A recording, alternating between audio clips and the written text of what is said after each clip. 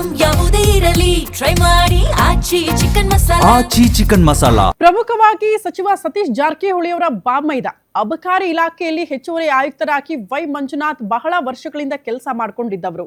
ಹವಾಲಾ ದಂಧೆಯ ಅನುಮಾನದ ಹಿನ್ನೆಲೆ ಇಡಿ ಅಧಿಕಾರಿಗಳು ನಿನ್ನೆ ದಾಳಿ ಮಾಡಿದ್ರು ಅಂತ ಹೇಳಲಾಯಿತು. ನಿಜಕ್ಕೂ ಹವಾಲಾ ದಂಧೆ ಆಗಿದೆಯಾ ಇಲ್ಲಿ? ಹಾಗಾದ್ರೆ ಇಡಿ ಅಧಿಕಾರಿಗಳ ದಾಳಿ ಸಂದರ್ಭದಲ್ಲಿ ಸಿಕ್ಕಿದ್ದೇನು? ಅವರ ಸಾಮ್ರಾಜ್ಯ ಹೆಂಗಿದೆ? ಆ ಕುರಿತ ಒಂದು ರಿಪೋರ್ಟ್ ಇದೆ, ಬನ್ನಿ ನೋಡ್ಕೊಂಡು ಬರೋಣ. ಅಬಕಾರಿ ಅಧಿಕಾರಿಯ ಅಕ್ರಮ ಸಾಮ್ರಾಜ್ಯಕ್ಕೆ ಇಡಿ ಶಾಕ್.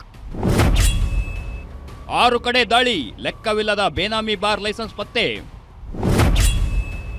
ಜಾರಕಿಹೊಳಿ ಸಂಬಂಧಿ ಮಂಜುನಾಥ್ ಜನ್ಮಜಾಲಾಡಿದ ಇಡಿ.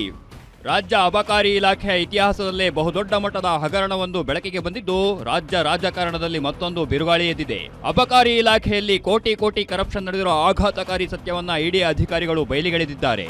ಜನಸಾಮಾನ್ಯರ ದುಡ್ಡಿನಲ್ಲಿ ಸರ್ಕಾರಕ್ಕೆ ಬರಬೇಕಾಗಿದ್ದ ಕೋಟ್ಯಂತರ ರೂಪಾಯಿ ತೆರಿಗೆ ಹಣ ಈಗ ಕೆಲವು ಪ್ರಭಾವಿಗಳ ಜೇಬು ಸೇರ್ತಿದೆಯಾ ಅನ್ನೋ ಗಂಭೀರ ಅನುಮಾನ ಮೂಡಿದೆ. ಇದಕ್ಕೆ ಕಾರಣವೇ ಬೆಳಗಾವಿ ವಿಭಾಗದ ಅಬಕಾರಿ ಹೆಚ್ಚುವರಿ ಆಯುಕ್ತರಾಗಿರೋ ಈ ಮಂಜುನಾಥ್.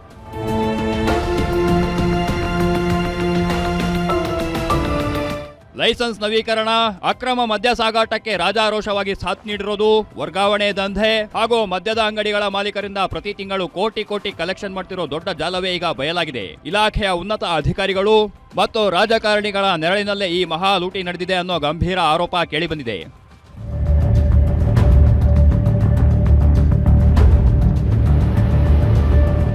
ಸಚಿವ ಸತೀಶ್ ಜಾರಕಿಹೊಳಿ ಅವರ ಸಂಬಂಧಿಯಾಗಿರೋ ಈ ವೈ ಮಂಜುನಾಥ್ಗೆ ಇಡಿ ಅಧಿಕಾರಿಗಳು ಶಾಕ್ ನೀಡಿದ್ದಾರೆ.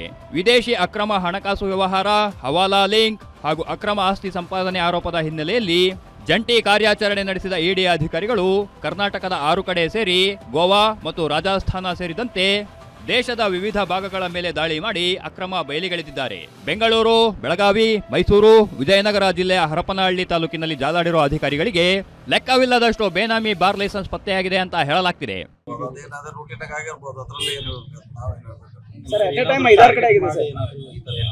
ಗೊತ್ತಿಲ್ಲ, ಅದು ಇನ್ನೂ ಇನ್ವೆಸ್ಟಿಗೇಷನ್ ಆಗಬೇಕು. ಎದಕ್ಕೆ ಮಾಡಿದ್ದಾರೆ ನಮಗೂ ಗೊತ್ತಿಲ್ಲ. ನಾವು ಹೊರಗೆ ಬಂದ್ಮ್ಯಾಗ ಗೊತ್ತಾಗ್ತದೆ ಎದಕ್ಕೆ ಮಾಡಿದಾರೆ ಅಂತ. ಮಾಹಿತಿ ಬರೋರಿಗೆ ಏನು ಹೇಳಲಿಕ್ಕೆ ಆಗೋಲ್ಲ ಹಿಂಗೆ ಅಂತ ಸ್ಪಷ್ಟ. ಈಗ ವೇಟ್ ಮಾಡೋಲ್ಲ, ನಾಳೆವರೆಗೆ ಗೊತ್ತಾಗುತ್ತೆ ಏನು ರೀಸನ್. ನಮಗ ಅದಕ್ಕೆ ಹೇಳಲಿಕ್ಕೆ ಜಾರಕಿಹೊಳಿ ಕುಟುಂಬದ ನಿಮ್ ಬಾಮೈದ ಬೇರೆ ಸರ್ ಅವರು ಇರ್ಬೋದು, ಅದು ನೋಡೋಣ. ಮಾಹಿತಿ ಬರದೆ ಏನು ಹೇಳಲಿಕ್ಕೆ ಆಗಲ್ಲ. ಯಾವ ರೀಸನ್ಗೆ ಅವರು ರೇಡ್ ಮಾಡಿದಾರೆ, ಅವ್ರು ಏನ್ ಕೇಳಿದಾರೆ, ದಾಖಲೆ ಏನು ಅವ್ರು ಕೊಡಬೇಕು. ನಾಳೆ ಮಟ್ಟ ವೇಟ್ ಮಾಡೋಣ, ಏನಂತ ಅರ್ಜೆಂಟ್ ಏನಿಲ್ಲ. ಇದೊಂದು ರಾಜಕೀಯ ಪ್ರೇರಿತ ದಾಳಿಯಾಗಿದೆ. ನಮ್ಮ ಮೇಲೂ ಮುಂದೆ ಇಡಿ, ಐಟಿ ದಾಳಿಗಳಾಗಬಹುದು ಅಂತ ಗೃಹ ಸಚಿವ ಪ್ರಿಯಾಂಕ್ ಖರ್ಗೆ ಅಚ್ಚರಿ ಹೇಳಿಕೆ ನೀಡಿದ್ದಾರೆ. ತನಿಖಾ ಸಂಸ್ಥೆಗಳು ಕೇಂದ್ರ ಸರ್ಕಾರದ ಕೈಗೊಂಬೆಗಳಾಗಿವೆ. ನಮ್ಮನ್ನ ಎಷ್ಟು ದಿನ ಬಿಡ್ತಾರೋ ಗೊತ್ತಿಲ್ಲ. ಐಟಿ, ಇಡಿ ಅಂತೆಲ್ಲ ನಮ್ಮ ಮೇಲೂ ಏನಾದರೂ ದಾಳಿಯಾಗಬಹುದು ಅಂತ ಆತಂಕ ವ್ಯಕ್ತಪಡಿಸಿದ್ದಾರೆ. ರಾಜಕೀಯ ಪ್ರೇರಿತ ಅಲ್ಲ ಅಂತೀರಾ ನೀವು? ಏನೋ ನಮ್ಗೆ ಬಿಟ್ಟಿದ್ದಾರೆ, ಇನ್ನ ಎಷ್ಟು ದಿನ ಬಿಟ್ಟಿದಾರೋ ಗೊತ್ತಿಲ್ಲ. ಇವತ್ತು ನಾಳೆ ಅದನ್ನು ಆಗ್ಬೋದು. ಇವೆಲ್ಲಾನು ಕೂಡ ರಾಜಕೀಯ ಪ್ರೇರಿತವಾಗೇ ಇರೋದು. ಇಲ್ಲಿ ಈಗ ನಾನು ಹೇಳ್ದಂಗೆ ಸ್ವಲ್ಪ ದಯವಿಟ್ಟು ಡೇಟಾ ತೆಗೆದು ನೋಡಿ. ಐಟಿ, ಇಡಿ, CBI ಇವೆಲ್ಲಾನು ಕೂಡ ಕೇಂದ್ರ ಸರ್ಕಾರದ ಕೈಗೊಂಬೆ ಆಗಿವೆ. ಯಾವಾಗ ಬೇಕು ಆವಾಗ ಛೂ ಬಿಡ್ತಾರೆ. ಒಟ್ಟಾರೆಯಾಗಿ ಇಡಿ ಅಧಿಕಾರಿಗಳು ಭರ್ಜರಿ ಬೇಟೆಯಾಡಿದ್ದಾರೆ. ಜಾರಕಿಹೊಳಿ ಸಂಬಂಧಿಗೆ ಶಾಕ್ ನೀಡಿದ್ದಾರೆ. Liquor king Manjunath real estate, ವಿದೇಶದಲ್ಲಿ ಅಕ್ರಮ ಹೂಡಿಕೆ ಹಾಗೂ ಅನೇಕ ವ್ಯವಹಾರದಲ್ಲಿ ಹಣ ತೊಡಗಿಸಿದ್ರು ಅಂತ ಹೇಳಲಾಗ್ತಿದೆ. ಇವರ ಅಕ್ರಮದ ಹಿಂದೆ ಯಾರ್ಯಾರ ಕೈವಾಡ ಇದೆ ಅನ್ನೋದು ತನಿಖೆಯಿಂದ ಬಯಲಾಗಬೇಕಿದೆ. Rajesh Hugar, guarantee news, Belagavi.